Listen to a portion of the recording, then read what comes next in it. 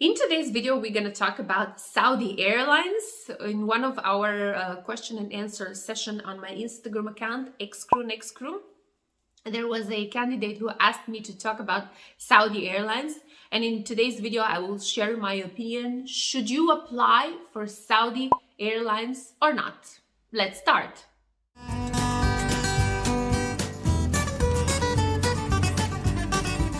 My name is Julia George, and I used to fly for Qatar Airways for 10 years, and I have resigned from my last work position as a cabin service director. I'm currently studying Aviation Management Master Program at Wildau Institute of Applied Science in Berlin, and I'm working as a SnoreLab Assistant at Helios Kliniken Schwerin. On the question, should you apply for Saudi Airlines, my simple answer would always be huge yes. And if we go deep into Saudi Airlines, where the airline comes from, we have all the information, of course, accessible on the internet, but yet Saudi Airlines is an airline, or it's the national airline for Saudi Arabia, or country in the Middle East, right next to Qatar. And knowing few facts about Saudi Arabia, maybe for those of you watching this video, if you're from Europe, you're from Asia, from wherever you're watching this video, you would maybe hesitate in terms of knowing the culture over there, that it's Islamic country, the law is Sharia law, etc., etc. Yet from what I have researched on the internet, I have seen two components that inspired me to basically share my opinion. Should you apply for Saudi Airlines or not? And those two components are related to people either loved to work for Saudi Airlines or they hate it. So I only found 5 stars and 2 or 1 star. I very rarely, or I have to be honest, I have not found anyone who's somehow in the middle. Then I came to the conclusion that the experience to fly for Saudi Airlines, or to be part of Saudi Airlines, is determined only by one factor, or one factor that has 2 components. The experience is determined by the level of cultural intelligence and the level of emotional intelligence.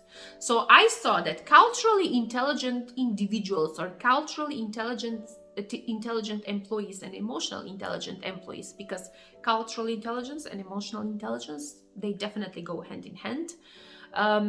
Those people were very easily enrolling themselves into an environment which is totally and drastically different from where we're coming from. And unlike unculturally intelligent people and people who are a bit, stagnating in these topics of cultural intelligence and emotional intelligence, they found it hard. They did not understand the culture. They were bothered by the influence of Islam as a religion. They were bothered because they generalized and they stereotyped that people there are lazy. I found also comments on having a huge level of nepotism within the airline. Yet the majority of the comments that I found on the internet, and even if you research yourself, you will find that people just loved the cultural diversity. They loved working, and in fact, a lot of them, they shared that they earned good money. These are the informations which are from different departments, people who have shared their experience within Saudi Airlines from different departments. But yet I come to the conclusion that Saudi is a closed country in terms of a lot of things are not available over there, and especially for females, you would have to be very mindful about the culture. You cannot go outside without hijab, although you're not a Muslim, but still you have to cover your hair, you don't have to cover your face. However, these cultural differences or these limitations, perhaps not the cultural differences, I apologize, the limitations in terms of availabilities of things to spend money, maybe are determining that people or crew in Saudi Arabia might want to be able to save more money, unlike crew who are in Dubai, where they can just go wild, go party and stuff like that. Of course, will be hard to save money, for instance. Nevertheless, again, to the question why you're supposed to apply for Saudi Airlines is because you will definitely learn more about the different culture. You will definitely be in an environment where you will be working with different cultures, because remember, Saudi Airlines flies all over the world. So you have an excellent opportunity to enjoy a glass of beer in Frankfurt. You have an excellent opportunity to enjoy a glass of wine somewhere in the United States. You don't have to, all the time, as people would say, suffer, no alcohol in Saudi, and, I'll be just, suffering and stuff like that. If you're somebody who really needs those things, and if you apply to be a cabin crew in Saudi Airlines, then you have excellent opportunity where you can be basically enjoying your lifestyle as it was before.